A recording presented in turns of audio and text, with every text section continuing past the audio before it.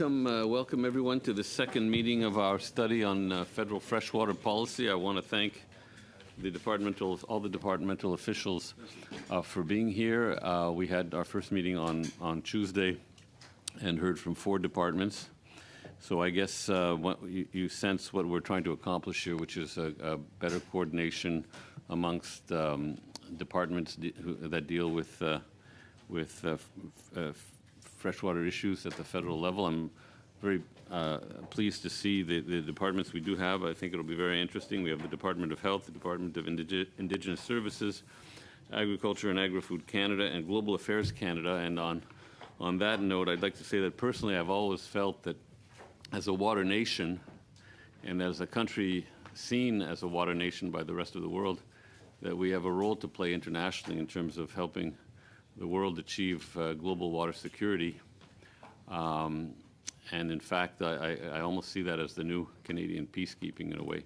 So we're really looking forward to hearing what Global Affairs has to say amongst the others here today. So each department has 7 minutes, I believe it is, to make a statement, and then we'll go to rounds of questioning for about an hour and a half. And I really look forward to what everyone has to say. So thank you again for being here. Who will start? I guess we'll start with the Department of Health. Greg Caro. Welcome back. We've had you here before. Thank you very much. My name is Greg Caro, and thank you, Mr. Chair and members of the committee. It's my pleasure to be here today to speak to you about the role that Health Canada plays in freshwater. My name is Greg Caro, and I am the Director General of the Safe Environments at Health Canada. I would like to begin by acknowledging the land on which we are meeting today as the traditional and unceded territory of the Anishinaabe Algonquin Nation. I welcome this opportunity to discuss Health Canada's role with respect to improving water quality in Canada. Santé Canada est responsable du gouvernement. Health Canada is the federal government lead for human health matters related to drinking and recreational water and is responsible for pesticide regulation as well. Water and many recreational water sites originate from fresh water. For this reason, freshwater quality affects the quality of drinking water and recreational water. Under the Department of Health Act and the Canadian Environmental Protection Act 1999, Health Canada develops science-based guidelines for contaminants that could be found in drinking water and recreational water. Health Canada also regulates pesticides under the Pest Control Products Act to prevent unacceptable risks to individuals and the environment from their use. Protection of the environment under the Act includes assessing and preventing unacceptable risks to freshwater. Pesticides are approved for use in Canada only after a stringent, science-based evaluation that ensures risks are acceptable. In delivering this important mandate related to freshwater, Health Canada collaborates with other federal departments and all levels of government. With respect to drinking water and recreational water, Health Canada works closely with provinces, territories, and other federal departments to develop the water quality guidelines. These guidelines are non-regulatory and used by provinces, territories, and other government departments to establish and implement their regulations and policies. Federal departments with responsibilities for water safety, like the Department of National Defence and Corrections Canada, use the guidelines to meet their obligations. Sur demande, Santé Canada conseille. When requested, Health Canada also advises jurisdictions on the potential health effects of contaminants in fresh water following spills and other contamination events. Though not involved in the provision of drinking water in First Nations communities, Health Canada provides Indigenous Services Canada with source-to-tap advice on drinking water issues. Also supports the Public Health Agency of Canada in determining the burden of waterborne disease. Regarding the management of pesticides, Health Canada's Pest Management Regulatory Agency closely collaborates with provinces, territories, and other federal departments, non-government organizations, academic institutions, and the private sector on freshwater challenges that relate to pesticides. Health Canada collaborates with its international partners on activities and agreements related to chemical management that lead to protection of fresh water as well, such as the Stockholm Convention and the Canada-US Great Lakes Water Quality Agreement. The department also works with international government and non-government organizations such as the United States Environmental Protection Agency and the World Health Organization on water quality issues. Des données scientifiques solides sont essentielles. Sound science is critical for Health Canada to meet its responsibilities related to fresh water, including an understanding of the drinking water supply from the source to the consumer's tap, in order to promote clean, safe, and reliable drinking water. Of the presence of chemicals, pesticides, and other substances in fresh water is needed to understand their potential impact to human health. The department has identified a number of emerging science related to fresh water, including the health effects and water treatment options of perfluorinated substances, or PFAS for short, the causes of cyanobacterial blooms, also known as blue-green algae in source water, the presence of bacteria, viruses, and parasites in groundwater, and the presence of pesticides in source water.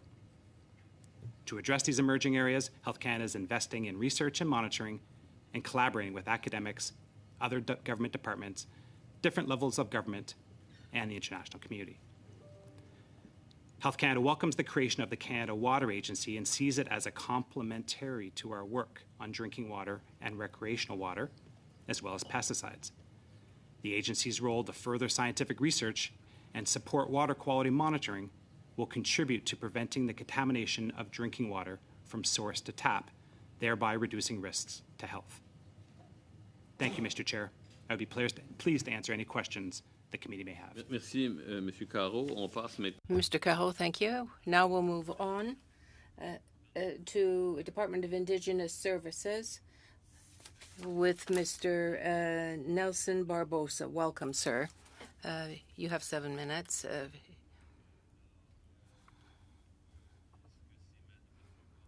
As I said, is it going to be Mr. Barbosa or is it Mr. Bergeron? Is it Mr. Barbosa? You have 7 minutes, sir. Kwe, good afternoon, bonjour.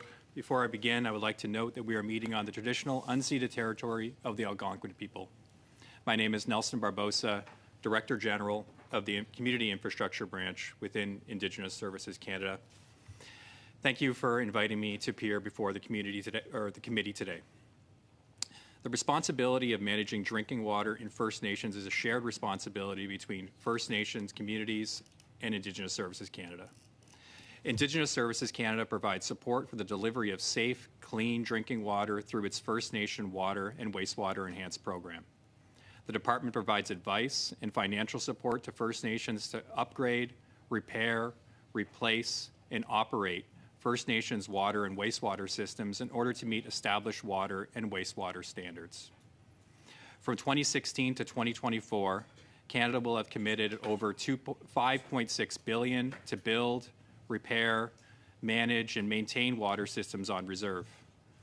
Between 2016 and June of this year, more than $3.45 billion of targeted funding has been invested to support 1,213 water and wastewater projects, of which 541 are now complete and 672 are ongoing. These projects will serve 471,000 people in 591 First Nation communities. First Nation communities are responsible for the planning, procurement, design, construction, commissioning, as well as the day-to-day operation and maintenance of their water and wastewater systems. Although ISC financially supports First Nations to upgrade, repair, and replace their water systems, ISC programs and policies play a minimal role with respect to freshwater management and protection. However, they do intersect as they relate to source water protection on reserve. Source water protection measures are an integral component of a multi-barrier approach towards the management of safe drinking water. The department's mandate focuses on improving the health and quality of life of First Nations on reserve and the department's focus has been to help communities provide better water and wastewater services to their residents. In terms of wastewater, the department also provides funding and support to First Nations to construct, operate, and manage wastewater treatment systems on reserve. The key federal regulation overseeing the release of treated wastewater is the Wastewater System Effluent Regulations, or WISER. These regulations are administered and enforced by Environment and Climate Change Canada under the authorities of the Fisheries Act, which prohibit the deposit of deleterious substances in fish-bearing waters. The department is actively engaged in activities that contribute to Canada's achievement of the United Nations Sustainable Development Goals, Sustainable Goal Development Number 3, Good Health and Well-being, and Goal Number 6 of Clean Water and Sanitation.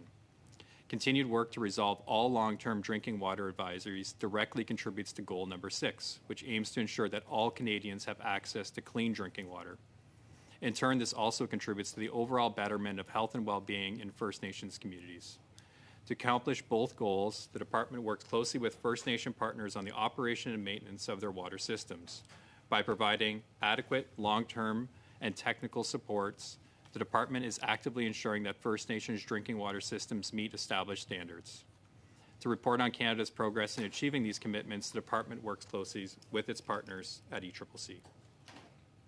In terms of collaboration with other federal agencies, the department also works closely with Health Canada, who are responsible for the guidelines for Canadian drinking water quality. These guidelines were developed in partnership with the provinces and territories through the Federal Provincial Territorial Committee on Drinking Water and are used by most jurisdictions as the basis for establishing drinking water quality requirements in order to protect the health of peoples residing in Canada. Currently, there are no federal regulations governing drinking water and wastewater on reserve. The Safe Drinking Water for First Nations Act, which came into force in 2013, was repealed in June of 2022 due to First Nations concerns, and significant efforts are now underway to replace this act. Since summer 2022, the department has met with more than 140 First Nations and First Nations organizations to share information, listen, and work with First Nation partners to explore how to address their needs and priorities in the new proposed drinking water and wastewater legislation.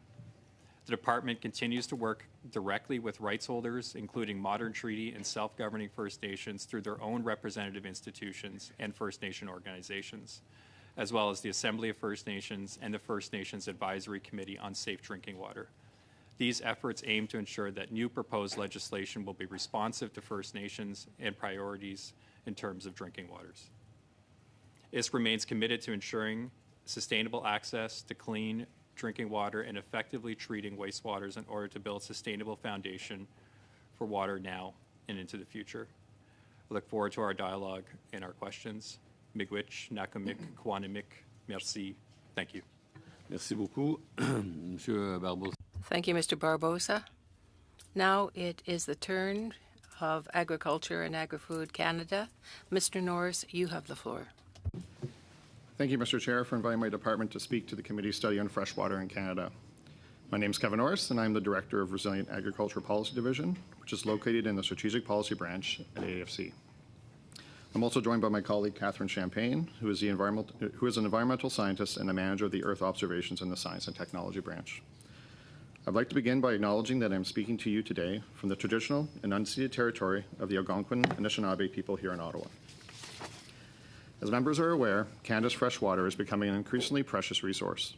It plays an essential role in the well-being of Canadians, the health, and the sustainability of the environment, and to the economy. Farmers across the country are keenly aware of how critical having a reliable, good-quality water supply is to their operations for producing high-quality food and other agricultural products, and how important it is to protect that resource. Water management issues in agriculture tend to vary by region and by industry.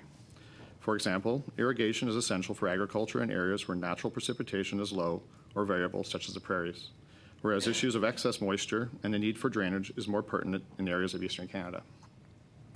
The challenges associated with increasing temperatures, shifting precipitation patterns, and extreme climate-related events becoming more frequent and intense provides opportunities to see how we can better manage water on Canada's rural landscape.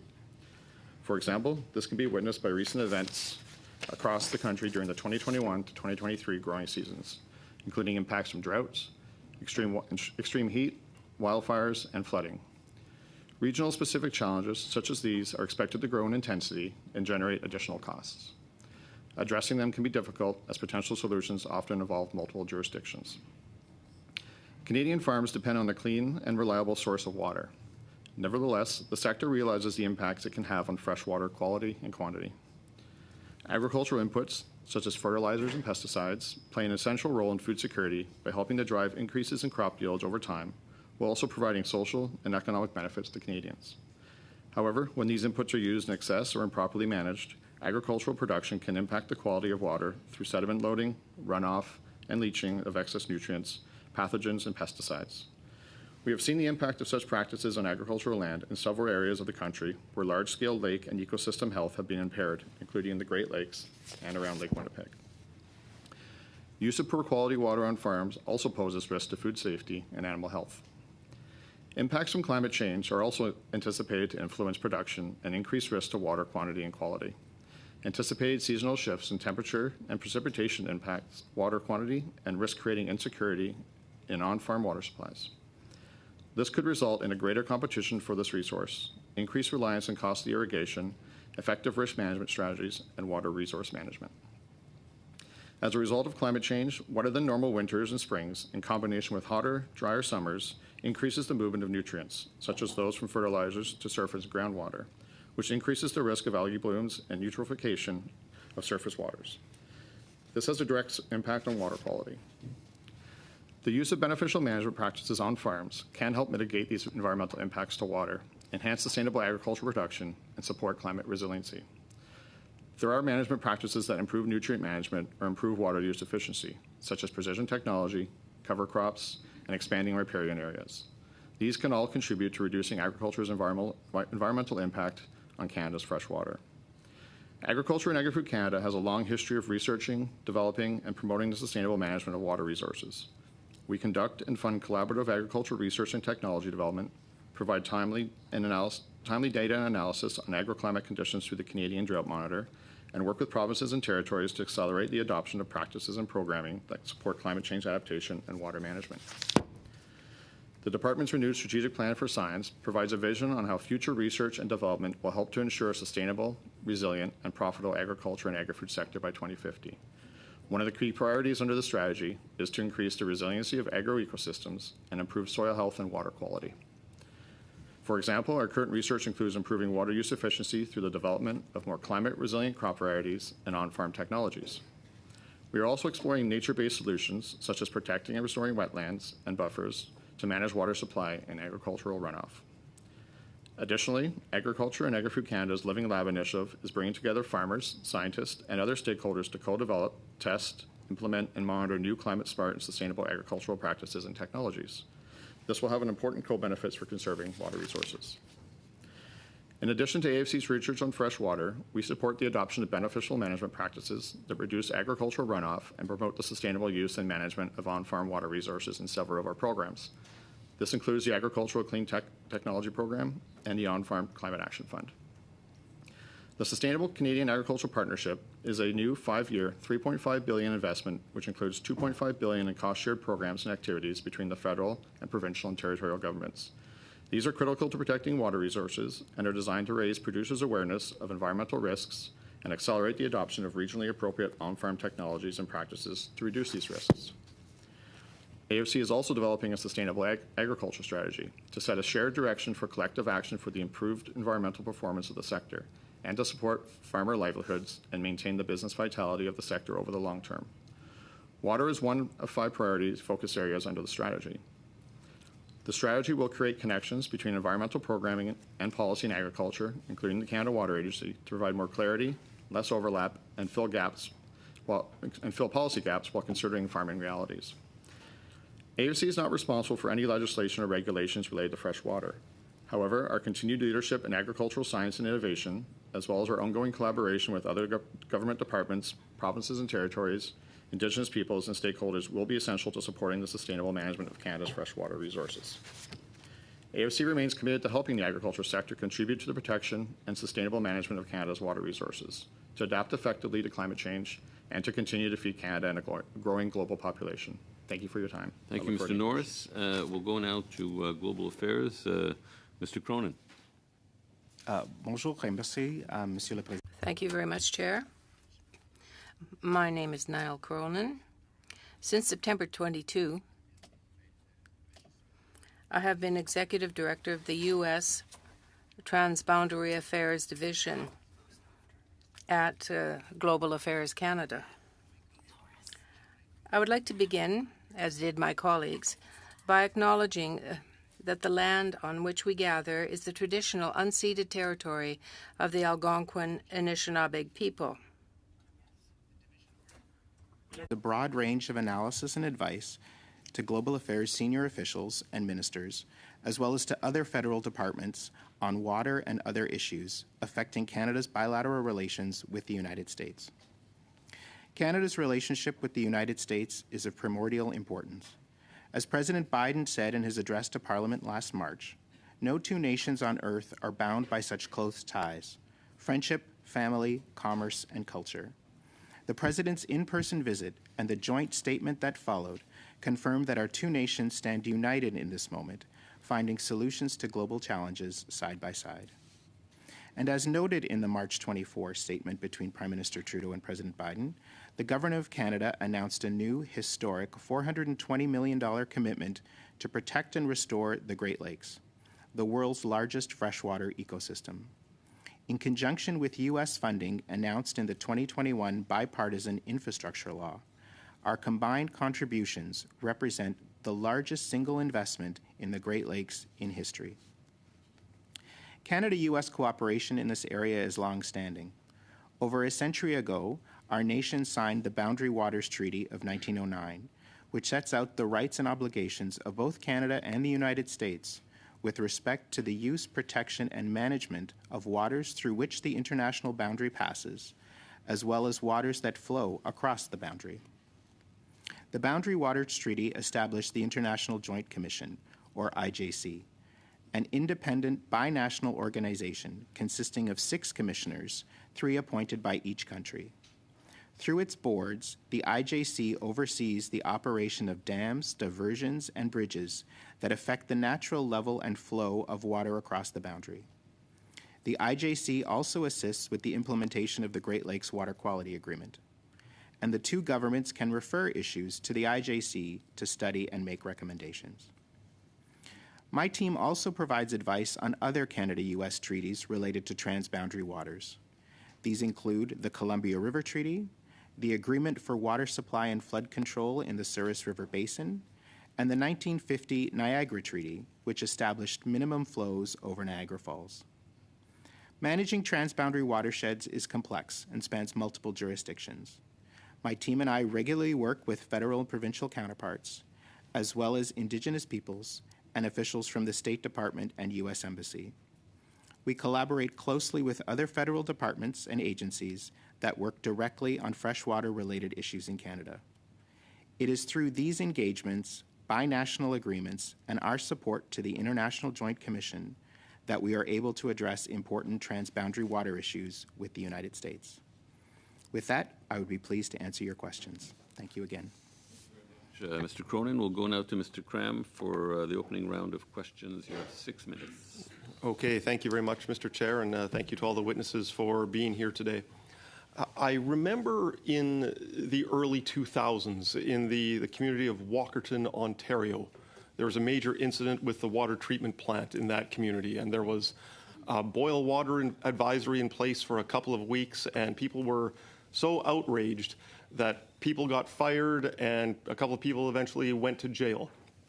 So I'm surprised to see on the website of Indigenous Services Canada there are still 26 reserves across Canada that have boil water advisories in place. And these are long-term boil water advisories that have just been allowed to languish for months and months and years. How is it possible that we still have these boil water advisories on reserves in Canada? Thank you for the question. I think, one long-term drinking water advisory is too many. I would say there are currently 28 long-term drinking water advisories in 26 communities, as you mentioned. And each of those drinking water advisories have a plan in place in order to lift them. There has been, since 2015, 143 long-term drinking water advisories that have been lifted, and another 259 short-term water advisories, which are water advisories that are under a year, that have been lifted. To the question on modalities or reasons, there are largely two principal reasons why these long-term drinking water advisories are in place and the plans and actions to kind of see them come to an end. The first is infrastructure. I did mention that by the end of next year, this department will have supported $5.6 billion in largely infrastructure funding in order to support the end of these long-term drinking water advisories, but also to support the administration of water affairs in all 634 First Nations across Canada. Infrastructure is increasingly expensive. These systems, in some cases, take years to develop, plan, and replace. And we are committed to kind of working in partnership with First Nations in order to see the best pieces of infrastructure meet the best health and water outcomes of any particular community. The second modality, in terms of your question on why, is largely about the operations and maintenance of water systems. The operations of these facilities are managed by First Nations, but they are truly complex pieces of infrastructure, and we have several programs in order to support First Nations in the administration of their water affairs. So we recognize that there are currently 28 long-term drinking water advisories. We're pleased that we have seen success over the last number of years, but we are no means a kind of an end to this process, and we continue to work in partnership with First Nations in order to see that progress come to an end.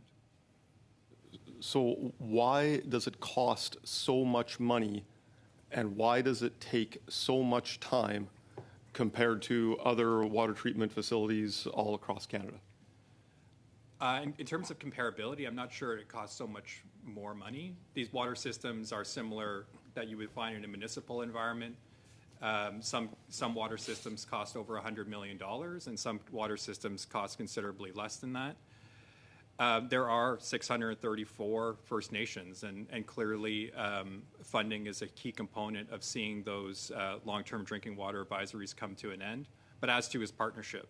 And the plans that are in place that are led by First Nations are supported by Indigenous Services Canada.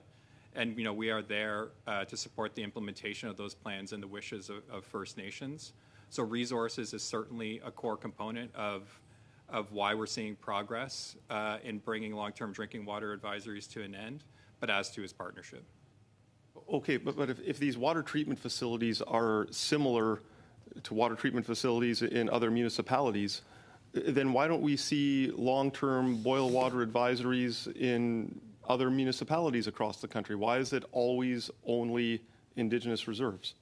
Yeah, I can't speak to like the provincial dynamics. There are water challenges that are happening in provinces and territories right now, and I won't speak to those effects. But I can speak to each of the 28 advisories are different. In some cases, it's a localized response. In some cases, we're talking community-wide. In some cases, we're talking about a repair of an existing water piece of infrastructure. In some cases, we're talking about a complete reconstruction. Each of these modalities are quite different, and that's really why, I don't want to sound repetitive, but like the partnership here with each particular community is why we have seen success and why that success needs to continue to grow to zero. Okay, but if the mayor or the city councillors of Walkerton, Ontario, allowed their boil water advisories to go on for years and years and years, they would get fired the next time they had to run for re-election. Is there a similar mechanism for First Nations communities? Like, who gets fired when these projects are dragging on for far too long?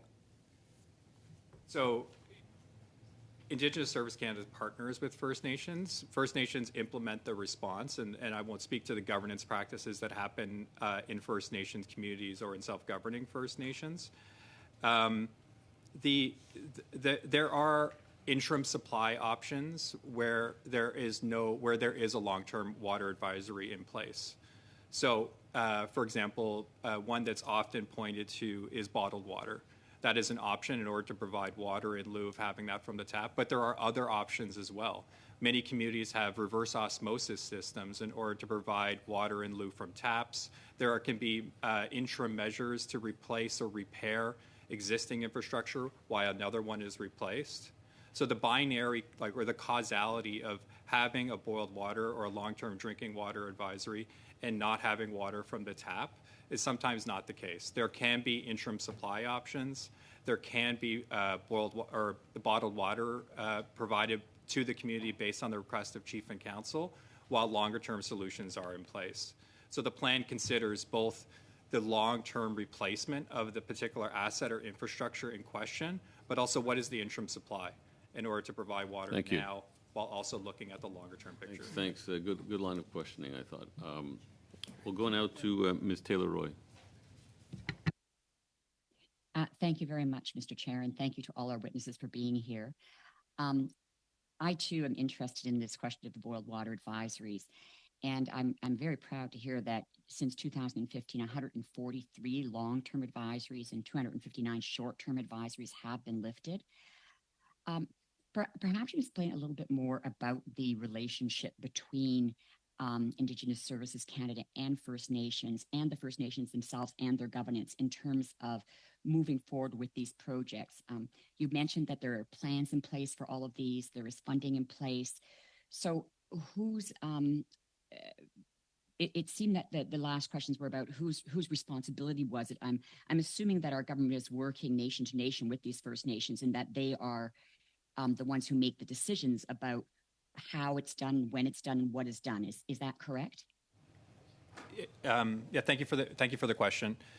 In terms of leadership in the water space, First Nations, as I mentioned in my remarks, are ultimately bring water advisories into place and lift them. And in order to do that, they oversee the administration of procurement, bringing new infrastructure into place, and also supporting the operations and delivery of their water systems. Partnership is critical. And I think that's why we've seen success since 2015. As you've mentioned, we've supported the lifting of First Nations and administering their own affairs of lifting 143 long-term drinking water advisories, and prevented more long-term drinking water advisories by lifting 259 short-term water advisories. Partnership is where we're seeing success, and I think we can really point to that in terms of the progress made to date. Ultimately, the plans being put in place are plans that are being put forth by First Nations and rights holders themselves, and the role of ISK is multifaceted. Funding is one of those things, which the previous line of question really got to. But as to his technical expertise and ensuring that the right piece of infrastructure meets the services of a particular community, and also partnership with colleagues that are on the table here today to support kind of the guidelines and safeties and regulations of that water. So in totality, partnership is critical now more than ever. Partnership is really why we've seen success, and I think partnership will hopefully get us to the point where one day we can be in front of you here at this table and say we have reached zero in terms of long-term drinking water advisories. Thank you very much, and I think we'll all look forward to that day very much. My next question is for Greg Caro from Health Canada, and I'm interested in the I won't try and say them. I'll just say PFASs, and their what we are doing about these forever chemicals. I know there's a lot of work that has been done, there are reports, but do you think that there is more to do, and do you believe that there is an issue with these chemicals in our drinking water? Thank you very much for the question. The government has been doing quite a bit in the area of PFAS or PFAS starting in the early 2000s by assessing some subclasses of those chemicals that are used in commerce and sometimes found in drinking water supplies. Pursuant to the assessment of those subclasses, regulations and prohibitions were put in place under the Canadian Environmental Protection Act. Sorry, point of order. Yes. Just for clarification, can you what are we talking about? And Sure. just define what PFASs are, please. Indeed, apologies. PFAS, or perfluorinated compounds, are a broad class of chemicals, upwards of 5,000 chemicals used in a variety of applications, including in aqueous film-forming foams, where they have been found through contamination events in drinking water supplies, and thereby finding their way into some drinking water. From a broad perspective, Health Canada, in collaboration with Environment and Climate Change Canada, has taken action under the Canadian Environment Protection Act to prohibit many subclasses of that broad class of substances between 2006 and 2015, and then more recently published a State of the PFAS report, which was a comprehensive review of the science of those 5,000 chemicals, in which it was proposed that both there was risks to both health and the environment. From a drinking water perspective. Sorry, go ahead. I just was hoping, Mr. Chair, that explanation to the point of order does not take out of my time.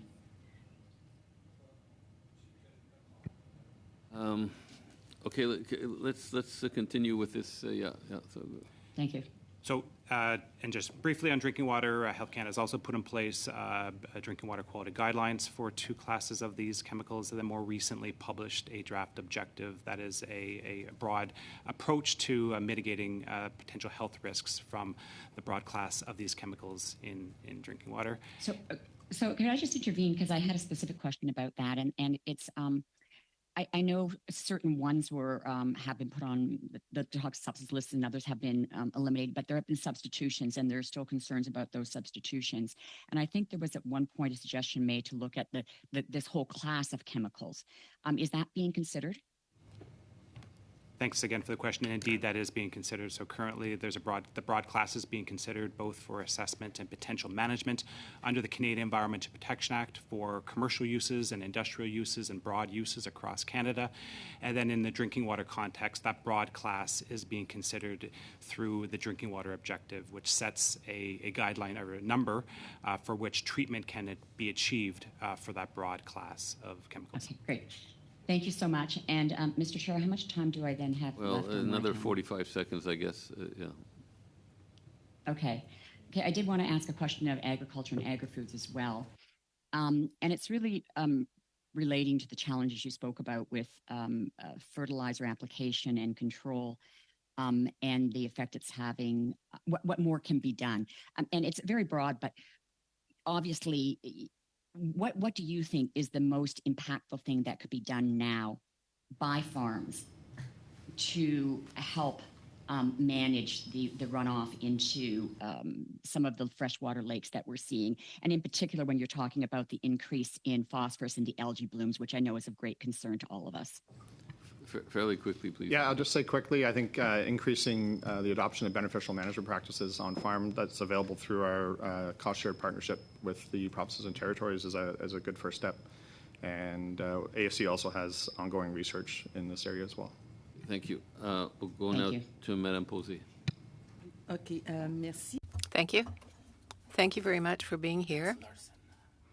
Mr. Barbosa, I have a question for you. I heard a little while ago a report that 10 kilometers from Edmonton, I mean, we're not next door, but there was a First Nation there that did not have drinking water.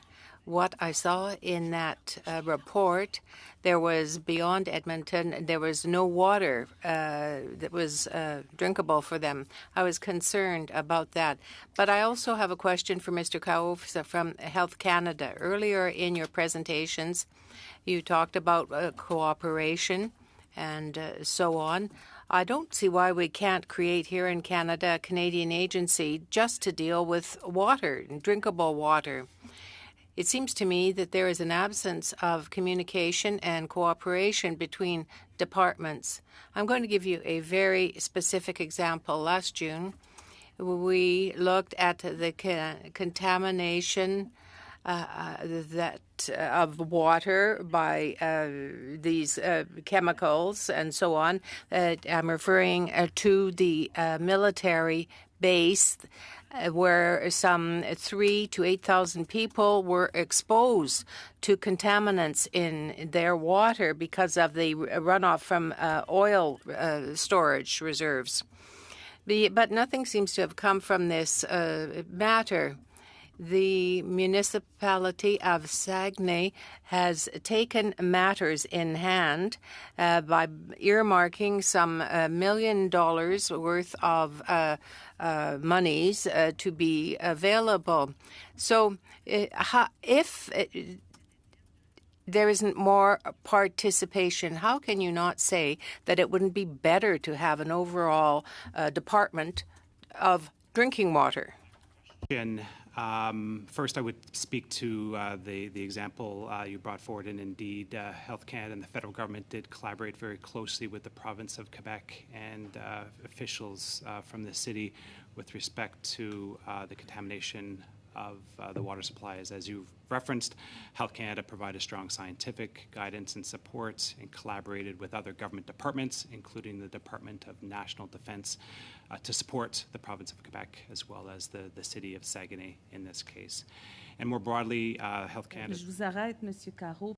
I have to stop you, Mr. Caro, but the information that I have most recently, and this happened at the beginning of July, it was the city itself that had to put the money out. So maybe things are on the table, but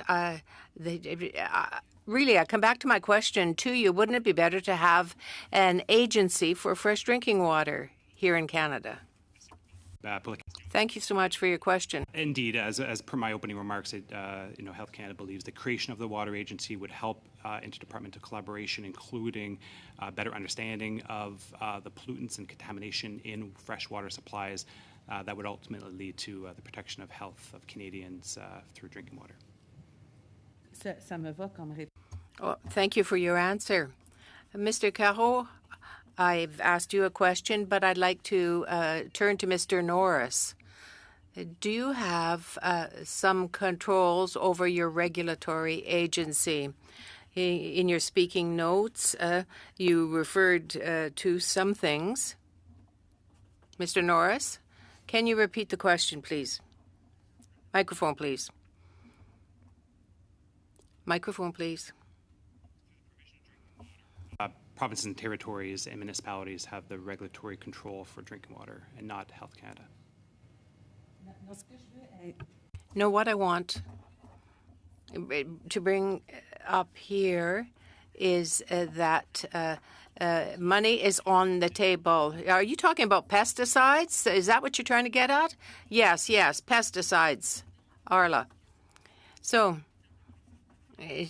there was a lack of transparency, it would seem, rules that were totally inefficient, and a committee that lost its vice chair and researchers, and there was an involvement of lobbyists. We saw in the newspaper references to tiger teams, and those pesticide manufacturers were involved. So that brings me to think that this involves agriculture. It has an effect on it.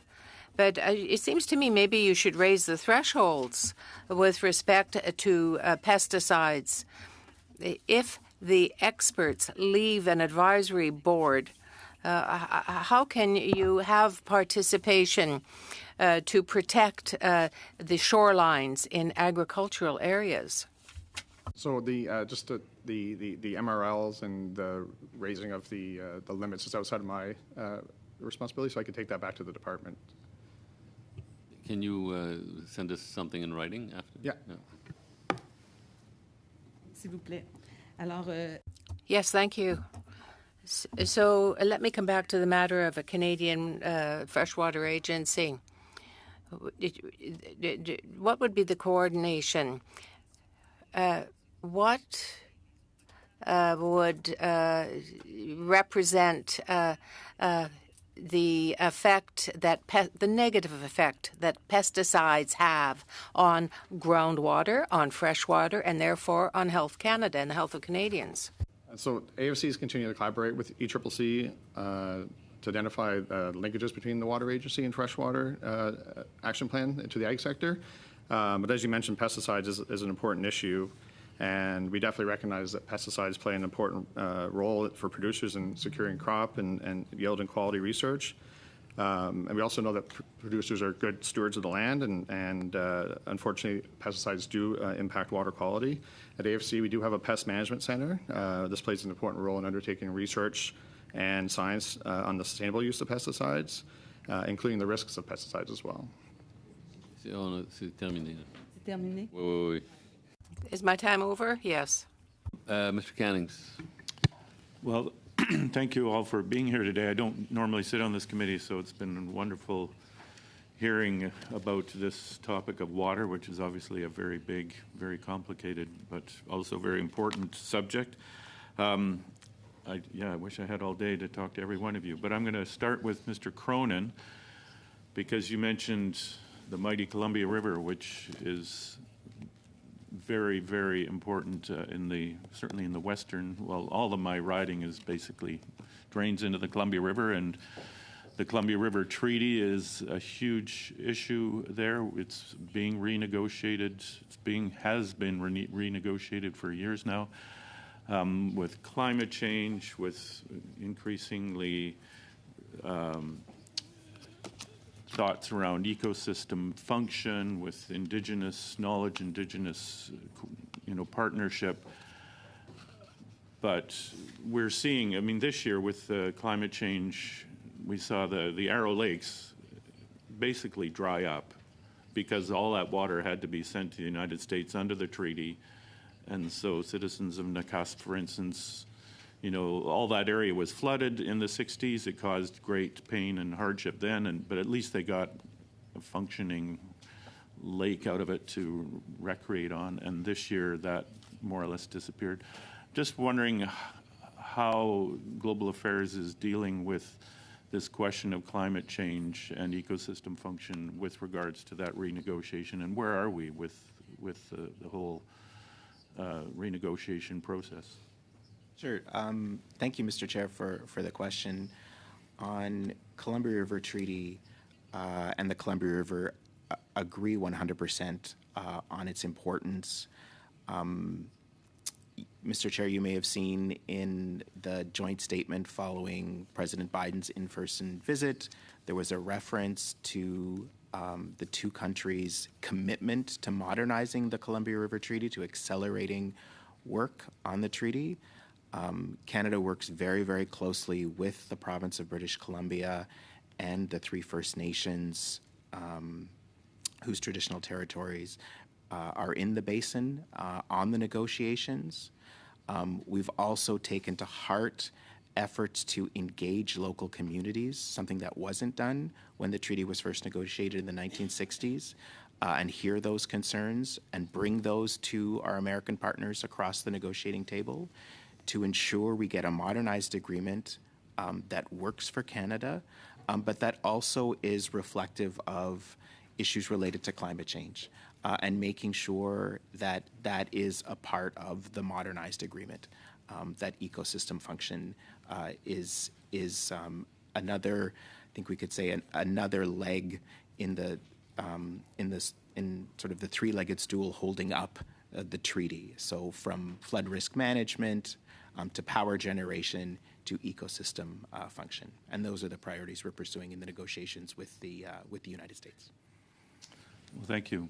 And I'll quickly then turn to Agriculture and Agri-Food Canada. My father worked for Agriculture Canada his whole career, and so I'm very thankful for the work you do, especially in the research departments. So there's a big research station just next to my riding in Summerland. And in the Okanagan Valley, where I live, the big issue is climate change, and the big issue is, one of the big issues is, other than wildfire, is the availability of water. And now the orchardists, the vineyard owners, the farmers, we have an agriculture land reserve in British Columbia. They're suggesting maybe we need an agriculture water reserve because they're so concerned about the fact that we have a very restricted availability of water in one of the best agriculture areas of Canada. I'm just wondering what Agriculture Canada is looking at that, because it's of real critical importance. Yeah, thank you for the question. As part of our strategic plan for science, climate change is an important pillar of that strategic plan for science. So it's trying to focus investments around building more resilient agricultural systems, including more water resilient, resilience to extremes in climate, and promoting and adopting and testing best management practices to help retain water in the soil and to ensure that agricultural productivity remains consistent under a changing climate. We've invested in a number of Living Labs projects under the Agricultural Climate Solutions Program, including a site in British Columbia where our scientists are working with farmers directly, with non-governmental agencies and that work with the farming community to design best management practices that are workable and feasible with each community and that meet the specific concerns in each of those regions to ensure that there's both the scientific evidence to promote the adoption of these practices, and that there's a confidence within the community that these new practices will help support resilient agriculture in the future. Okay, thank you. Howard? It's pretty much up, but okay, well, thank you very much. Thank you for those good questions. We'll go now to the second round, starting with Mr. Leslie. Thank you, Mr. Chair. The Canadian Agri-Food and Policy Institute released a report last week entitled National Agri-Food Water Action Plan, and one of its key takeaways was that, and I'll quote, "Canada has a fragmented and siloed model for water management. Data collection and reporting is far from standardized or complete." And I appreciate AFC's comments, Mr. Norris, on the importance of water. The challenges do exist where we shoo away water in the spring and we need it in the summer, so it's not necessarily regionally specific in that sense. But my question is to AFC, recognizing that it is so vital for farmers, for all types of agricultural producers, for our wet industries that are so important to rural communities, what is AFC doing to actually develop programming that will aid farmers with drainage, with irrigation, and secondarily with food processors in those wet industries to make sure that our communities have the necessary water and wastewater infrastructure so that we can continue to expand those industries? Thanks for the question. So agriculture is a shared jurisdiction, as many of you probably know, between the federal and provincial and territorial governments, where the provinces and territories do have the primary jurisdiction over land and natural resource ownership. As I mentioned in my opening remarks, the Sustainable Canadian Agricultural Partnership is a massive investment of $3.5 billion and just recently launched April 1st of this year. And under that, programming under that, there is regionally appropriate beneficial management practices that are available to address a multitude of agri-environmental issues, including water as well. Thank you, Mr. Norris. In that space, you're right, the role of the provinces is vital, particularly in water. It seems like the relationship is, I would say, at a rocky place in the need to work together on water management. Why aren't the provinces at the table for this Sustainable Agricultural Strategy Advisory Council? So the Advisory Council is composed of federal and sector stakeholders. However, there were specific PT ongoing discussions with PTs bilaterally and specific PT sessions that were held during development of the strategy. Thank you. You know, your colleague mentioned resiliency. Moisture and drought resilience can be achieved through gene editing technologies. We've seen other countries, many around the world, our trading partners make large advancements. They're coming into production, soybeans in the United States, for example, and many other benefits that can come from this technology. We've received regulatory guidance from Health Canada. We're still waiting on the feed side of things. What has AFC been doing to pressure Health Canada to actually come through with this regulatory guidance to ensure that we can have this come into production in Canada soon? So unfortunately, gene editing is outside of my scope. We can get back to you on that one, but I do know we work closely with Health Canada on a multitude of issues. I'll ask Health, why is it taking so long? You've already approved regulatory guidance for human consumption. Why is the feed part taking so long? Thank you very much for the question. I'll have to get back to you with specifics from that. Thanks. Thank you. I'll stick with health. On PMRA, you've had a pilot program for the last couple of years on water monitoring, working with some agricultural groups and stakeholders, which I think is very important. I think there was a loss of trust when Environment Canada was on private land last summer with black SUVs without invitation. As you look forward, there seems to be a movement towards citizen science for water monitoring. Now, recognizing that the limits of detection are so small, the chain of custody over water and proper procedures of water monitoring is so vital. How can you expect to expand the water monitoring program without using paid professionals? How much would that cost, and is it really reasonable to, instead of relying on trusted agronomists to work with farmers on their privately owned land versus focusing on citizen scientists? Very much for the question, and agreed within pesticides and water quality monitoring, and more generally research and science, more broadly, citizen science can be an important and powerful tool to generate data that government departments as well as other academics and partners can use. It's an important piece to a broader complementary approach to investment in science, thereby meaning citizen science would not be the exclusive mechanism by which we would generate science, but certainly invest internally with our research capacities and monitoring capacities, as well as academics and other partners, thereby ensuring a comprehensive review of all science and not relying on one specific source uniquely. Now, there was 99 current use pesticides detected out of 1,205 samples in this pilot program thus far. I noticed that there is some reference, but not specific reference to levels of concern. But when the front-end loaded part of detection, if somebody were to go read that website, they would be worried that there was something detected. But if it's at such a low level of parts per billion, it doesn't actually really matter at the end of the day. So how does the department go about managing how Canadians view and are concerned, potentially concerned, without an accurate set of context around the monitoring and findings? Fairly briefly, please, if you could. Excuse me, Mr. Fairly briefly, please. Sorry, yes. So Health Canada, through its drinking water quality guidelines, as well as the Pest Management Regulatory Agency, does provide concentration limits that would be harmful to human health, to provide that context between measurable levels and levels by which have been identified as potential health risk. Merci. Avant de passer à Monsieur Ali. Thank you. Before going to Mr. Ali, I want to be sure that the quality of the sound is acceptable for the interpreters. I know there have been sound tests. Perhaps I should have said this at the beginning of each meeting, as Ms. Posey did just remind me. Mr. Ali, you have 5 minutes. Thank you to all the officials for being here today. My question is for Global Affairs Canada. What is Canada's position on the international human right to water? How has this position evolved, and what is the Canada doing to implement the right abroad? Sure. One moment, Mr. Chair. I'll just check my notes.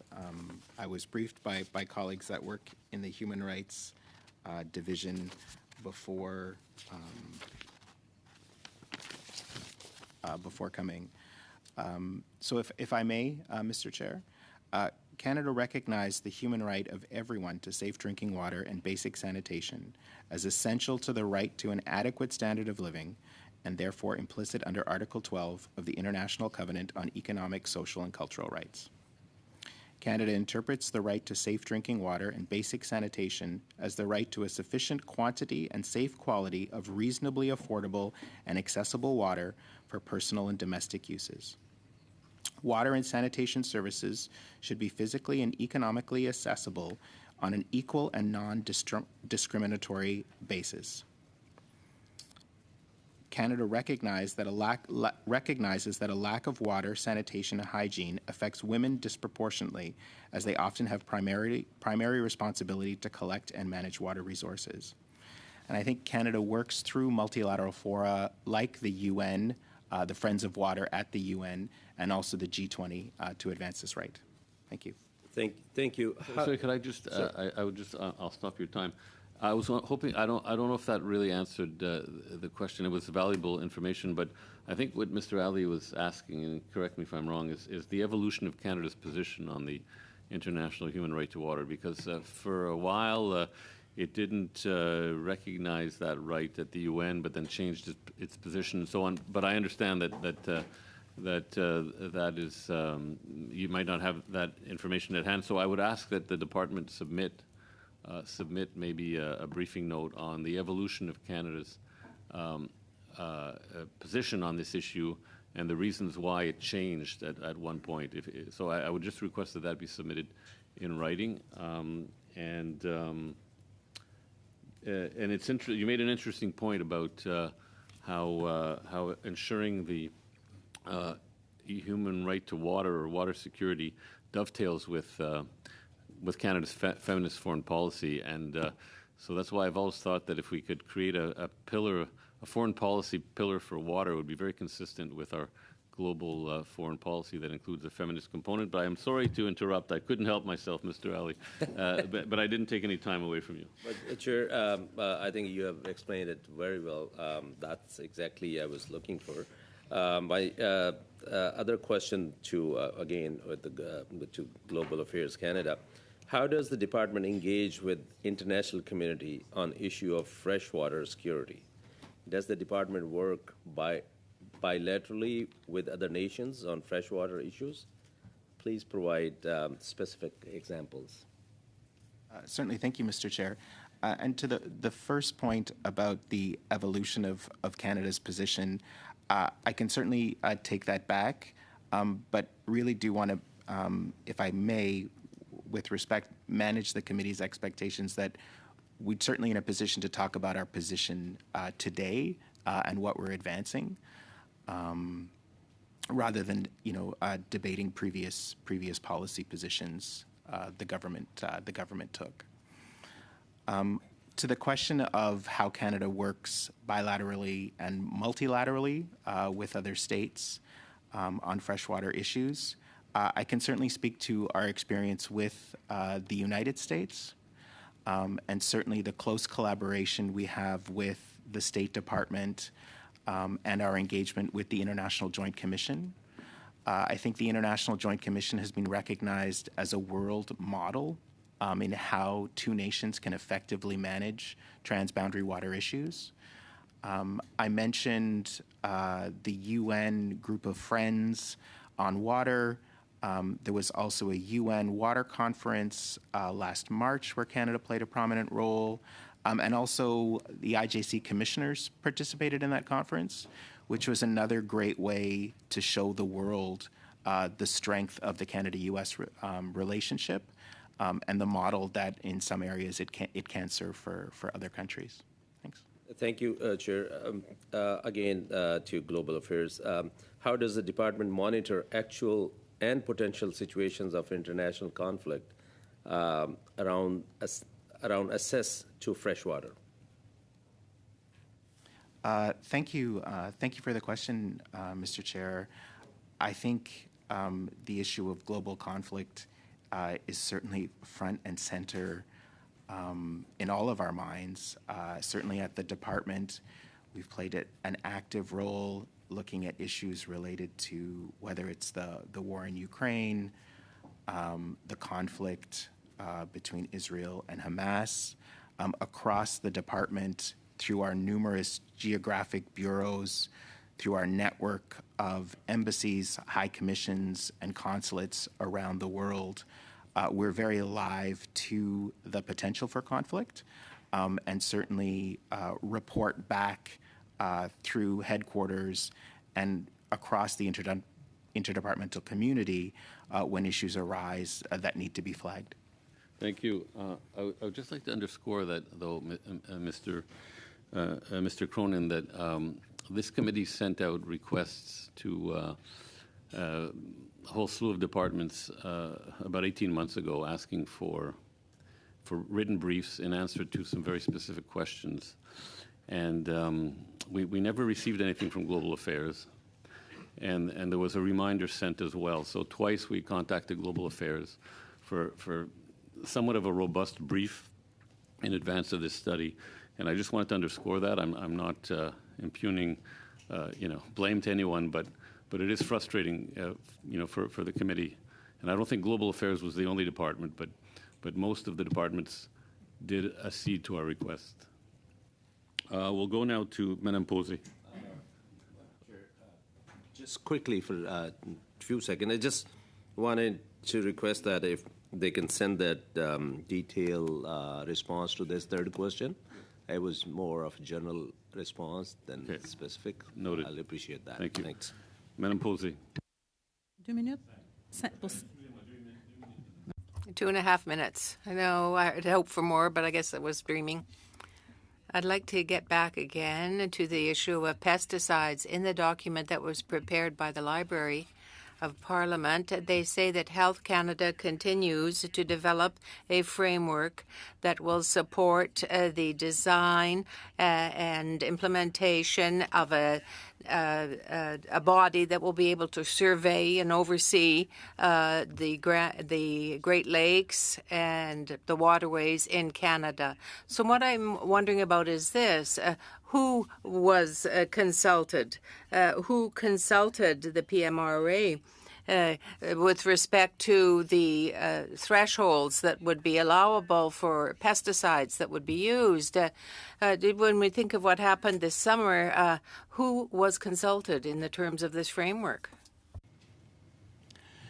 Thank you for the question. The Pest Management Regulatory Agency has a strong role in regulating pesticides in Canada and collaborates very closely with non-government organizations, academics, and the public.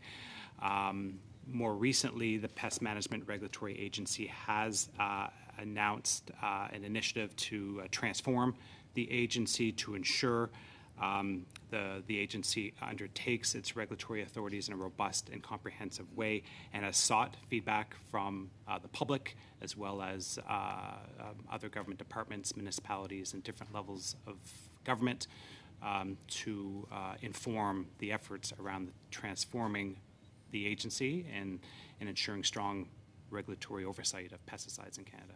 Est-ce que je comprends que vous allez être plus... Am I to understand that you will be a bit more stringent with the departments? At least I hope that's going to be the case. Agriculture and health are going to be participating in the protection of the shoreline and watersheds. Can you tell me what are the budgets that will be attached to this mission for the Canadian Freshwater Agency? So I can't comment on the budgets for the water agency. I have to defer to ECCC on that, as they're the lead federal government. Est-ce que Monsieur Caro, vous avez... Mr. Carroll, would you be able to answer my question? As my colleague had mentioned, the authority on the budget for the Canada Water Agency would lie with Environment and Climate Change Canada, who would be better positioned to respond to that question. Alors, je vais garder ma question pour... Well, I'll keep my question for then. I'm out of time, I guess. No, you are. Qui vous a été alloué. Out of the time that you were allotted. Crack for 2.5 minutes, please. Thank you, Mr. Chair. A question for Health Canada. In 2019, Health Canada changed its guidelines around manganese levels in Canadian drinking water. And this has implications for many small municipalities that have higher concentrations of manganese. I wonder if prior to changing the guidelines, Health Canada did any analysis around the number of municipalities that may be out of compliance with the new guidelines and what the cost implications would be for those municipalities. Thank you very much for the question. So the update of the manganese drinking water quality guideline was done in very close collaboration with provinces and territories to ensure implications related to small communities and regions across Canada that may have higher levels of manganese that may present challenges to them. That was certainly considered in establishing the drinking water quality guidelines to ensure that the maximum acceptable concentration is achievable across the country. And that, again, was done in close collaboration with all provinces and territories. I guess the challenge here, and this is something that I frequently hear from small communities, is that the government changes requirements, but often that doesn't come with any corresponding funding so that these municipalities can address the new requirements. And this is right across the board, whether it's municipally owned airports, whether it's fire departments, whether it's drinking water and wastewater infrastructure. And the challenge is that some small communities don't actually have water treatment plants because they have clean water that comes right out of the ground, and they're able to meet the other health guidelines without too much problem. Now, you change the manganese guidelines, and all of a sudden they have a challenge on their hands that requires them potentially to build a water treatment plant that costs tens of millions of dollars. These are communities, like their entire tax roll is just a few $1 million per year. So, you know, it's a larger question for the federal government, is like how can you expect communities to meet these guidelines given their limited financial tools and given the fact that, you know, the implications for their budgets are just totally unrealistic? Fairly briefly, please. Yeah. Thank you for the question. Indeed, in terms of funding for infrastructure, that's beyond Health Canada's mandate. But certainly the Health Canada drinking water quality guidelines are reflective of available science, and when they're changed, they're changed as a result of a known and scientific understanding of the risk to Canadians, and thereby the guidelines would need to be changed to accompany, address to that new science and protect Canadians. Is there a conversation with infrastructure in that process? There is. Okay, thank you. Good. Okay, we'll go now to Mr. Deltel. Merci beaucoup, Monsieur le Président. Thank you very much, Chair, and welcome to our witnesses. Thank you, each of you, for serving Canada so well, each in your own way. There was an issue that was brought up with respect to Bagotville and the problem that occurred in Bagotville. The member for Chicoutimi, Les Fjords, had a summit directly with the Minister of National Defense, and further to this meeting between the member and the minister, it was concluded that there would be a decision that would be announced. But it's been 3 weeks. We've been following this extremely closely because we hope to see the problem settled. This is why the Conservative member for Chicoutimi, Les Fjords, brought the issue directly to the Minister of Defense. I want to bring you to the table a motion that should be debated with respect to the drinking water in Montreal. But it is a subject that is of great concern, particularly when you note that in Quebec, there is a significant rise in concern. In 2021, there was a spill off from the city that was increased. And unless we do something about it, this dumping by the city is going to be perpetuated. We know that this is a matter of the provinces, within the realm of the provinces, but I could say that in reporting on Radio-Canada, there was a report from York University that said that there would be a very negative effect on the St. Lawrence Seaway in the very near future. Sir, are you in agreement with the experts from York University that wastewater if wastewater continues to be dumped into the river? Point of order or something? Mr. Longfield, your hand is. Yes, thank you, Mr. Chair. I didn't hear you call my name. Sometimes it takes a bit for the mic to kick in. Is a point of order? Yeah. Yes, the debate that we have had on this in our last meeting, I know was adjourned and could come to this meeting. I'm hoping that the answers that are being received by the committee could be used in the studies that the study that we're currently doing. Okay, so that's I've stopped your time, Mr. Dutta. So basically, if I understand it, Mr. Longfield is asking for the consent of the committee to use the evidence from our discussion on the issue in response to Mr. Deltel's motion last meeting, and of course this meeting, as input for the study report. I can't imagine there would be any objection to that, not from Mr. Deltel, I'm sure. So yeah, so there seems to be consensus. Thank you, Mr. Longfield, and we'll resume Mr. Deltel's line of question. Thank you very much for the question. As it relates to the discharge of wastewater effluents, that would be under the purview of Environment and Climate Change Canada, and we would defer to officials from that department to respond to that question. Thanks. Monsieur, je comprends. Mr. Caro, I understand, but you're from the Department of Health, are you not? And you have the overall responsibility of ensuring the health and well-being of Canadians. But there is a direct discharge of wastewater and effluent into the river. Do you think that this is a practice that should be maintained by the government? Thank you very much for the question. As I've mentioned previously, the responsibility for providing clean, safe, and reliable drinking water to the public generally rests with the provinces and territories. Municipalities generally oversee the day-to-day operations of treatment facilities.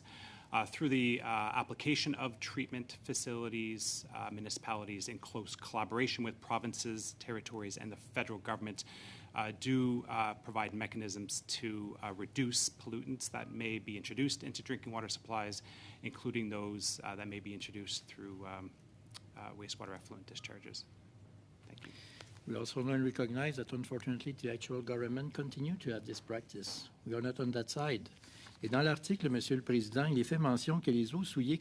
In the article, there's mention made. Mr. Longfield still has his hand up. Is this for something else, or is this the old hand that you have up? Since we're debating this motion again that Mr. Deltel has put on the table, that when it's my turn to speak, I'd like to have the floor. Well, there's no motion. There's no motion at the. Mr. Deltel hasn't introduced them. Okay, my misunderstanding. I'm sorry. I thought he was reintroducing his motion. No. He's not doing that. He's just. Very good. Thank you. Then I'll put my hand down and I'll reintroducing the topic, but not the motion. Okay. Very good. Thank you very much. Okay, Monsieur Deltel. This is just a clear indication that we should talk about that more than ever. Monsieur le Président, donc permettez-moi peut-être de reprendre un peu le. Chair, if you would allow me just to go back to the previous conversation. These governments didn't keep the rules that yes, we can do that, and this is not good for the health of this country. Monsieur Caro, je tiens à rappeler ceci que dans l'article dont il est question. Mr. Caro, in the article, did they talk about pesticides, chemicals, contaminants like plastic, coliform bacteria, and other very infectious bacteria? You work for the Department of Health in Canada. How can the department tolerate this type of thing? Thanks. Thank you very much for the question. Again, with relation to discharge of wastewater effluents and those decisions, those are in the purview of Environment and Climate Change Canada, so we defer to my colleagues in response to that line of questioning. However, I can say from a drinking water perspective and the protection of health, indeed, Health Canada does have strong health guidance on pesticides, chemicals, plastics, and other pollutants that may be present in fresh water to ensure that provinces, territories, and municipalities put in place treatment to ensure those pollutants are reduced to a level that are acceptable, thereby protecting the health of Canadians. Thank you. Je poursuis la lecture de l'article. I'll continue reading the article. These contaminants can become imprisoned in the river and can then be part of the food chain that is consumed in fish and then subsequently, by fish rather, and subsequently by humans. So whose responsibility is this? Mr. Garou, do you think it's a good thing to discharge effluent into the river where it can contaminate not just the river but human beings? Mr. Longfield, you are next. Great. Thank you, Mr. Chair, and thank you for the witnesses. If Mr. Caro still has a brief answer to give, and then we'll go to you. I'm sorry, I maybe didn't express myself clearly. Thank you. Again, would defer to my colleagues at Environment and Climate Change Canada with respect to the specific questions on discharge. However, from a fish consumption issue that was raised by for line of questioning, indeed, Health Canada does have very specific guidance and health information to prescribe to ensure the safe consumption of fish that may be in areas contaminated. Thank you. Mr. Longfield. Thank you, Mr. Chair. And I'm going to direct my questions to Mr. Barbosa, particularly in terms of the progress on boiled water advisories. I believe we started our term in 2015 with about 108 boiled water advisories that then went up to 143, probably because of us tightening up regulations, I'm going to guess. Maybe he can comment on that. But also to say that in 2023, we had 9 boiled water advisories added, 6 lifted. 2022, we had 7 added, 11 lifted. 2021, we had 7 added and 28 lifted. So we continue to have boiled water advisories being introduced, long-term boiled water advisories being introduced. Could you maybe comment on the dynamic nature of boiled water advisories and what we're doing to try to prevent them in the future? Thank you for the question. That's a great question. In terms of, on part one of the question, in terms of the totality of lifts, so in 2015 there were approximately 110 long-term drinking water advisories, and each of the long-term drinking water advisories is very fluid, and so some are added over time and some are removed. And the overall intent is to see a net reduction, and we're seeing historic level of progress and historic level of funding in recent years. In terms of the reason why there might be advisories added or removed, in some cases, as I mentioned, we're seeing there can be quick repairs to systems in order to see kind of longer-term responses.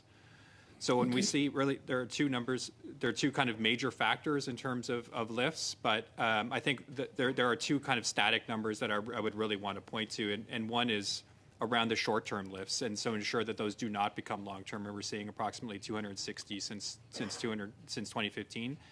Those numbers matter, and those numbers add up to kind of impacting many Canadians in terms of their quality of living and their quality of life. Terrific, thank you. And I visited several First Nations since being elected to look at this issue. I went up to Sioux Lookout and talked with the Nan Nation. An elder there said to me, "Stop poking holes in Mother Earth, and we don't have boiled water advisories." And I think he was getting to starting with clean water instead of continuing to contaminate the water, as we saw with the Chippewas from Fort Chip came to us as a committee and talked about the Curl spill, pollution getting into their stream. I know we've had other areas where pollution has been the main contributing factor coming from industry. What are we doing to try to fill a policy gap that we may have in terms of provincial jurisdiction over water in provinces and federal jurisdiction to get to clean water for First Nations? Thank you for the question. I would point to kind of two kind of immediate responses. One is the importance of source water protection and having source water protection plans that extend beyond kind of the current jurisdiction of Canada's Confederation. Water flows and the need for that water to be safe transcends jurisdiction. And so where source waters and sources of water on reserve, those should be as clean as sources of water that are off reserve, and partnership is critical. And there are many source water protection plans that First Nations have with local municipalities in order to talk about the shared jurisdiction and shared prosperity over water. The second point in terms of contamination, this was a huge part of the engagement that we've had with hundreds of First Nations in bringing forth new legislation to have a robust regulatory and standard regime on reserve. This talks about the shared jurisdiction and the shared prosperity over water, but also talks about legal mechanisms that First Nations can have over their own affairs based on their rights over their lands. So we continue to have this dialogue with First Nations in order to build the most robust legislation possible prior to bringing it forward. But certainly source water protection, the availability of appropriate resources, and the interactions between provinces and territories and rights holders is critical. Thank you. And I've spoken with Grand Chiefs in Ontario. We did a roundtable at the University of Guelph, and we talked about Walkerton. I talked about Walkerton. They said that's not our standard. The Ontario standard is not our standard. We want to have our standard. Could you comment to that, please? I would completely agree. Thank you for the question. I think a new regulatory regime and a new legislative regime, the one that we're actively engaging on right now, should be predicated on First Nations rights. There are robust water legislation and regulatory portfolios in this country, including in Ontario, post-Walkerton, that are some of the most aggressive in the world. But should First Nations want to bring forward their own laws in their own lands, we are hopeful that they will have jurisdiction to do so, and that's been a healthy part of the conversation that we've had with First Nations over the last 2 years in order to build a legislative regime that respects the rights of First Nations on their lands and their rights to bring forward legislation and regulations that respect their autonomy over their affairs. Thank you. Okay, we'll go to the last round, and we start with Mr. Mazier. Thank you, Chair. Thank you for the witnesses for coming here today. And I guess we were talking about just a little bit of a preamble. We were talking about it previously in the previous committee meeting about dumping raw sewage into rivers and lakes and the impacts of that. And then, of course, the Liberals, NDP, and Bloc shut down that discussion. So that's the preface of what we start this conversation today. And so first question is for Agriculture Canada, Mr. Norris. There was mention about the importance of water quality that has on agriculture. So is the dumping of raw sewage impacting the water quality for agriculture? I would have to defer that to ECCC, who is in charge of water quality measuring. Ms. Champagne, you're from the environmental side. I would think you would have something to say. I can say that as an active area of research, it is something that our scientists do have projects on to look at the impact of various amendments to soils on both soil and water quality, plant health, and livestock health. But we don't have regulatory jurisdiction on monitoring water quality. But I guess it was just, is the dumping of raw sewage impacting water quality for agriculture? It's a simple question. Again, I think I have to defer to ECCC, who does the water quality. Okay. Just to follow up on Mr. Dettel's questioning there for health, it is a simple question. Does Health Canada support the dumping of raw sewage into Canadian lakes and rivers? Yes or no? Again, would defer, questions related to the decisions made on wastewater effluent are under the purview of Environment and Climate Change Canada, would defer to that. Again, Health Canada works with provinces and territories to ensure that there's guidance in place, there's guidelines, there's treatment to be able to deliver safe water to all Canadians based on the pollutants that we're seeing in source water contamination. So why are those regulations in? Why would you have a regulation in to stop raw sewage dumping? Again, that I would defer to my colleagues at Environment and Climate Change Canada. It wouldn't have any impact on health at all. So from a health perspective, again, we work with provinces and territories to ensure that drinking water treatment can ensure safe water delivery to Canadians across the country. Mr. Barbosa, are you aware of the federal government's sustainable development strategy? I am, yes. Yeah. On page 84, the Liberal government's 2019-2022 strategy stated, and I quote, by March 31st, 2021, all of the long-term drinking water advisories on the public systems on reserve are to be resolved. Has the government fully achieved this target? There are currently yes or no? There are currently 28 long-term drinking water advisories in Canada on First Nation lands. So that is a no? There are currently 28. So, okay, I'll repeat the question again. By March 31st, 2021, all of the long-term drinking water advisories on public systems on reserve are to be resolved. Yes or no? Has that been fully Has that target been fully achieved? Yes or no? If the question is, were the timelines met? That there are currently 28 long-term drinking water advisories. If the question is, Has the target been met? Yes or no? There are currently 28 Fully long-term. met. So there's 28. So no is the answer. There are currently 28 long-term drinking water advisories. So no, the target has not been achieved. Okay, Mr. Mazer, I think you're badgering the witness. Okay, yeah. And that's not of your ilk. You're too nice a man for that.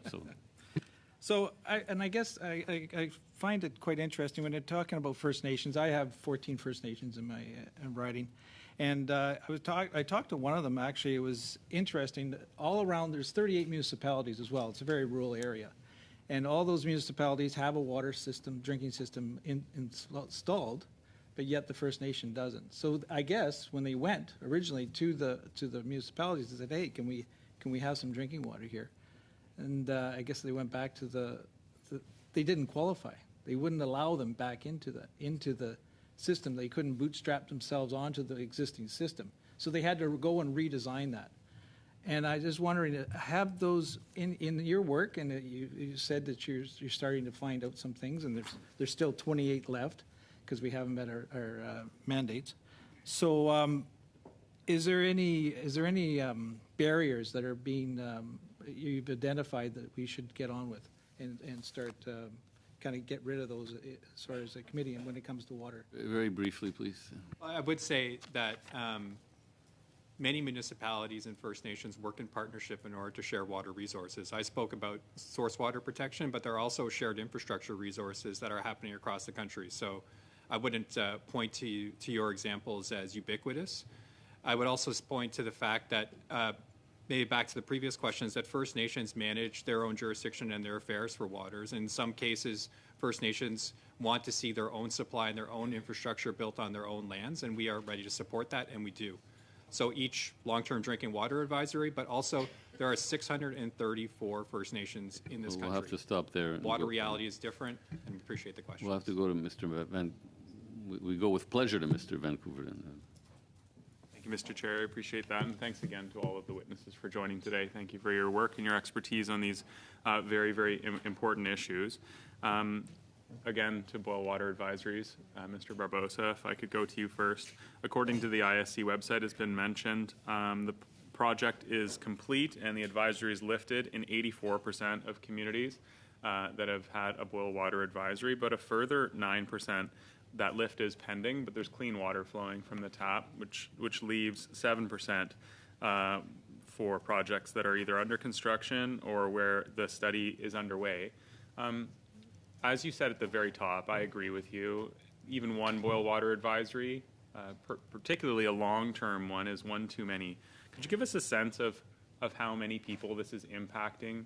I know the website's quite detailed, but do you have an idea of, like even just a ballpark number of how many people are still in that 7% group? Because I just wanted to highlight that 93% of those communities now have clean water, which is great progress.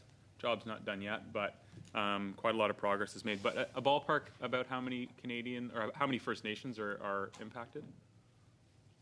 It's a great question. We're happy to provide a written response in terms of the remaining population impact on the 7%. Probably just in addition to kind of some of the points that you're raising, we anticipate that about 32% of the remaining long-term drinking water advisories will be lifted by year-end. Again, First Nations control their jurisdiction. They are the ones that bring in place long-term drinking water advisories and lift them. Progress is being made, and we hope that progress will continue to year-end and get to zero. We're happy to provide written response on the 7%. Thank you, Mr. Barbosa. I recognize that asking for numbers at a meeting like this is challenging. It's clear to me, and I think all Canadians, that long-term negligence and neglect from successive governments have contributed to the failing infrastructure in many rural, Indigenous, and remote communities. Back in 2006, the Harper government committed to a clean water strategy, and around 2007, there was about 100 boil water advisories across Canada on First Nations communities, but there was also over 1,700 individual boil water advisories in other communities across the country. I was looking for information on how many boil water advisories currently, at large in Canada. Do you have any indication about like how many Canadians don't have clean drinking water? In the off-reserve Yes. I do not have that number offhand, sorry. Okay. Well, based on what I read online, the situation has been improving. So funding municipalities, making sure that they have access to that infrastructure money, things like the municipal gas tax have clearly given some municipalities the ability to plan ahead and do that construction. So from my part, thank you for your work, and I look forward to some of those numbers.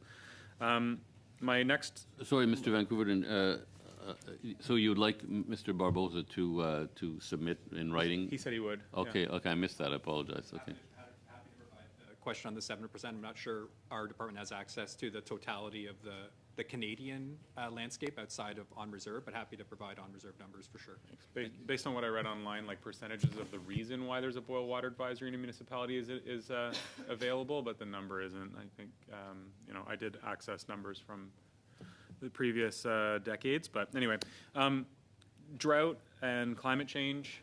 This is really to anybody who's interested in talking about food security. I have one more small question, so please give me a moment if that's okay. But food costs are rising, and the main reason is climate change. It's irrefutable.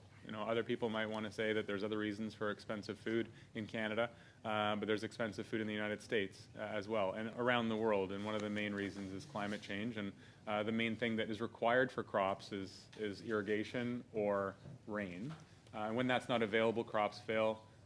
When pests are allowed to run rampant, crops fail, and food costs go up. So can somebody just briefly touch on the importance of fighting climate change in the context of food security for irrigation and making sure that food continues to be affordable for Canadians? Thanks for the question. I can say from the perspective of Agriculture and Agri-Food Canada, that is something that we actively look at, and that climate change is an important pillar of our current research and programming. We actively monitor drought across Canada and in partnership with the United States and Mexico as well, and this is a key tool for making sure that we have preparation for understanding how this is going to impact our annual crops produced each year, which impacts our food supply and our costs, as you mentioned. The other pillar that we focus on is really on improving practices so that we can provide advice to farmers, so that in times when there are shortages of water, that we have active toolbox that will encourage resiliency and allow farmers have a broader toolbox of things that they can draw on to make them more resilient to these types of extremes. So we're focusing on prediction and mitigation. We're up. Time's up. Oh, I was hoping for 30 seconds. Yeah, well, you're already way over, but Vancouver. Oui, je vous remercie.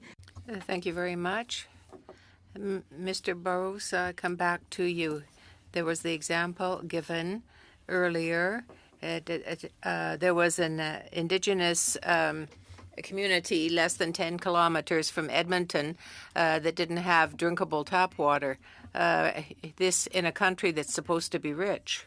There has been a class action on the part of First Nations. There were regulations that were made, and the agreement provided for the creation of a first advisory board on healthy drinking water. There would be a large amount of money set aside, earmarked for that, up until 2025. Will that amount of money guarantee access for our Indigenous peoples to drinking water? Merci pour la question. Thank you for your question. A settlement agreement established in December of 2021 to bring to end litigation regarding long-term drinking water advisories. Grosso modo, that settlement agreement committed $8 billion until 2025 in order to support safe drinking water, $6 billion for infrastructure and for operations and maintenance, which I spoke to, and approximately $2 billion to support community and individual responses. In relation to other commitments that had non-monetary aspects. One was the establishment of the First Nations Advisory Committee on Safe Drinking Water. This committee is now active and is supporting ISK in a number of effects, but also primarily in the consultation on the establishment of potential new legislation. And there are. Je vais vous arrêter là-dessus. I'm going to stop you there. So that $8 million for the advisory committee, is that going to affect a miracle? Is it going to work a miracle? But the Canadian Water Agency, or the Canada Water Agency, also has concerns with respect to Indigenous peoples. And earlier, I think it was Mr. Norris in his presentation talked about overlap. So where exactly are we? You've got the agency that has concerns. You also have the advisory committee. Are they sharing the same concerns? What's happening? I think on the $6 billion related to infrastructure, those resources are factored into the plans on long-term drinking water advisories. But I would like to bring to attention to the committee that long-term drinking water advisories and the reduction and seeing that to zero is one fabric or one element of the work that we do. There are many communities. Each of them have different water systems, different water realities. There is a lot of focus put on long-term drinking water advisories, but ISK's role is to support the establishment and getting to zero, but also supporting all water systems across this country, of which there are certainly more than 28. On the interrelationship between the Canada Water Agency and ISK, we have regular contact with Mr. Wolfish, which you spoke to earlier this week, on the establishment of that, and also the engagement modalities and the co-development of the CWA. Thank you so much. Thank you. Mr. Bachrach. Oh, sorry, Mr. Canning. My colleague, Mr. Canning, for a question. Yeah, thank you. And I'd like to pose this question to Mr. Carreau. This spring, we passed the new Canadian Environmental Protection Act here, which included, for the first time, the right for Canadians to live in a clean and healthy environment, but that only extended to the confines of SEPA. I have a private member's bill, Bill C-219, on the Canadian Environmental Bill of Rights, which would extend that to all other federal pieces of legislation that deal with clean environment. I'm just wondering if you could comment on those other pieces of legislation that Health Canada might deal with, or others that really help regulate and the clean water in Canada. What other pieces of legislation besides SEPA would that encompass, and why is it important to extend that right to those pieces of legislation? Thank you for the question, and indeed, I was here at this table helping on Bill S5 and amendments to the Canadian Environmental Protection Act in the introduction of the right to a healthy environment. The Health Canada's Canadian Drinking Water Quality Guidelines are published under the authorities of the Canadian Environmental Protection Act. And do then provide the basis upon which provinces and territories implement those guidelines in their policies and regulations. With respect to the right to a healthy environment, Health Canada and Environment and Climate Change Canada are collaborating on the development of a framework which will be subject to public consultation, which will provide an understanding of how the Minister of Health and the Minister of the Environment and Climate Change Canada can implement those authorities in the administration of the Act, as well as the intersectionality with other pieces of legislation that may be pertinent to the protection of health and the environment of Canadians. So are you saying that SEPA protects that right across all federal pieces of legislation, whether it's pesticides or the Fisheries Act, things like that? Thank you for the question. The right to a healthy environment is under the confines of the Canadian Environmental Protection Act. However, in the administration of the protection of health and the environment from chemicals is very much a whole of government approach, using the authorities under the Pest Control Products Act or the Food and Drugs Act or the Canadian Consumer Safety Product Act, by which providing a whole of government approach to the management of chemicals that may be of concern to Thank you. Canadians and the environment. Mr. Cram. Thank you.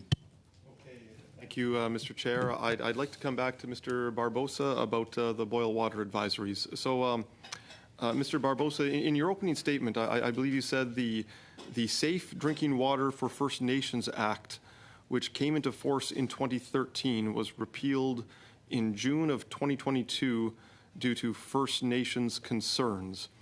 So the Safe Drinking Water for First Nations Act sounds like a pretty good act to me. Could you elaborate on what some of these concerns were that you mentioned in your opening statement?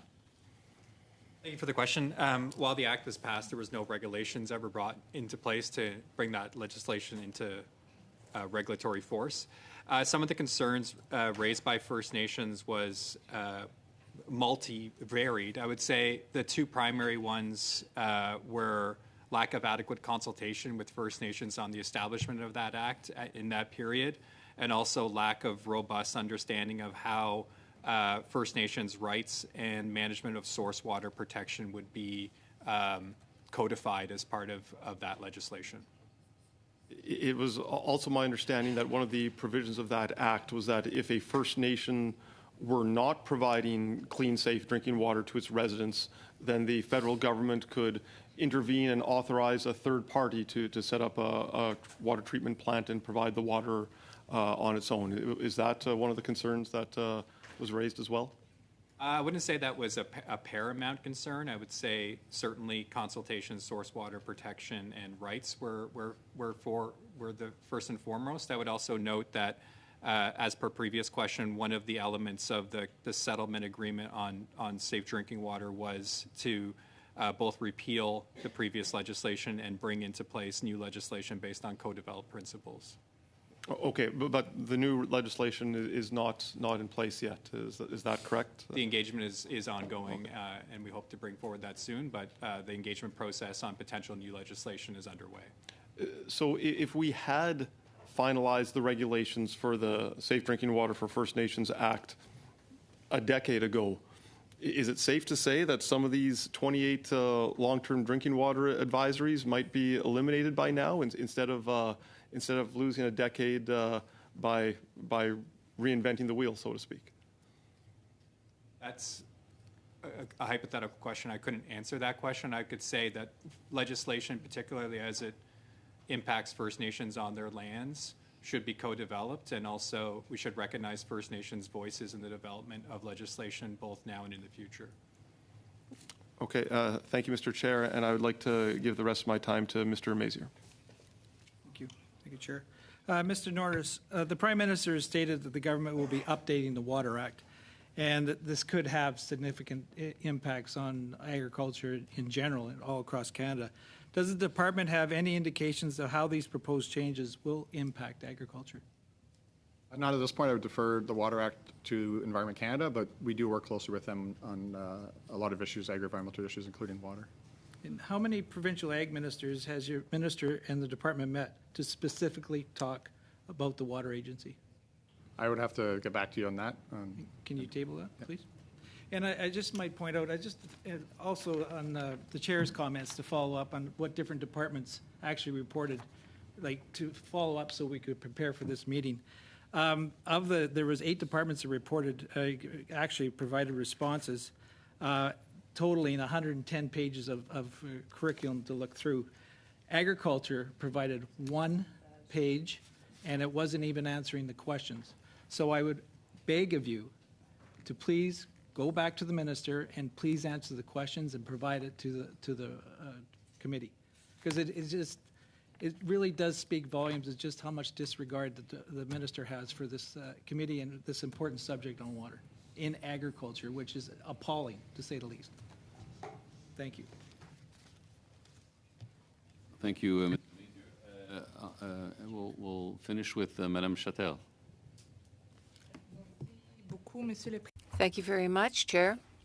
I'm also going to give part of my time to my colleague, if it's possible. Climate change, as chair of the Rural Caucus, I'm very interested by this issue throughout Canada.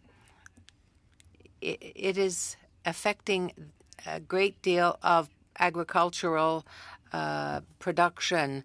Ms. Champagne has indicated earlier that there were estimates of projected drought, not just here, but certainly in the United States and Mexico. That affects farmers, and that affects their productivity. You know, when you have very hot weather and drought, but there is also a deterioration in the quality of the soil, and the groundwater is lessened. And we also know that Canadian households depend enormously on the agricultural products coming from the southwest United States. I was reading a study about that was dealing with projected excessive drought in that area over the coming decades. So can you speak to this? What effect will that have on our ability to fill our grocery baskets here in Canada?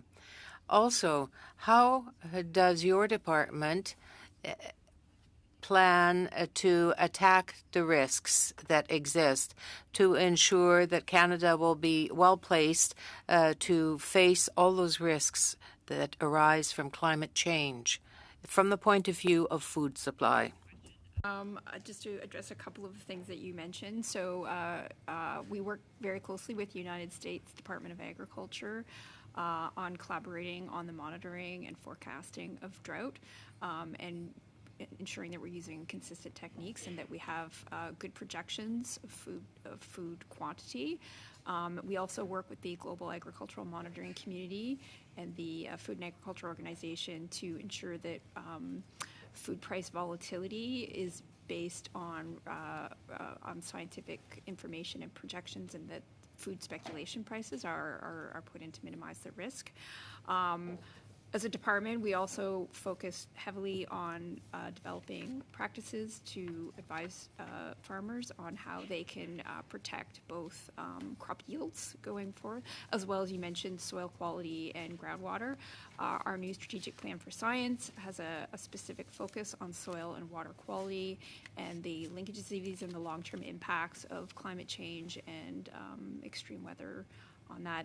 And I would say from a programming point of view, we have a number of business risk management programs that are also in place to support farmers when there's no other mechanisms for adaptation and maintaining food supply. Merci beaucoup. Thank you. I know that I won't have a lot of time, and I do want to share my time with my colleague, but can you give us something in writing, please, about the work that you are doing with Mexico and the United States? I'm very interested in that. And Mr. Cronin, with respect to a secure supply, we are in an area where we're better placed than other areas of the world that will be caught short, lacking water. So what is being done to protect Canada here and our position in coming decades? My time now I give to my colleague. Just very briefly, Mr. Barbosa, we did a little checking, and it turns out that 17 of the remaining 28 boil water advisories in First Nations communities are novel. So they are continuing to arise. Does that sound about right? So there are 7 long-term drinking water advisories that have reoccurred, yes. Okay, so they get solved, but then they break again. Okay, very, very briefly, Mr. Curro, I'm interested in this research that I've seen about the content of lithium in our drinking water and the impacts that has on people's, not just their moods, but actually their mental health and the incidence of other things that you'd like to prevent in society. I don't want to inflame the conversation here, but there's all this really interesting research out there, and it's like in Nature, it's not spurious, about how much lithium is in our drinking water in various communities, and then the incidence of things like murder in those communities. And there's a really stiff relationship between those two things. Is that something that your department has ever looked into? Thanks for the question. Indeed, Health Canada pays a lot of attention to emerging science and works with the World Health Organization and the Environmental Protection Agency and other partners around the world monitoring emerging science. And the research that you mentioned has certainly been part of that broader surveillance of emerging science that's available in drinking water. Merci à tous et à toutes autour de la. Thank you to everyone around the table. We've had a wonderful discussion this morning. The follow-up from Mr. Barbosa. I mentioned about barriers, like working with the interjurisdictionals. Not really.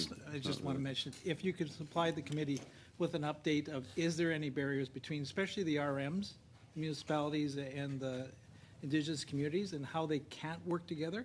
And maybe we can clear a pathway so these projects can move forward more Okay. expeditiously. Okay, You can provide us- Merci. Thank you. C'est pas un point d'ordre.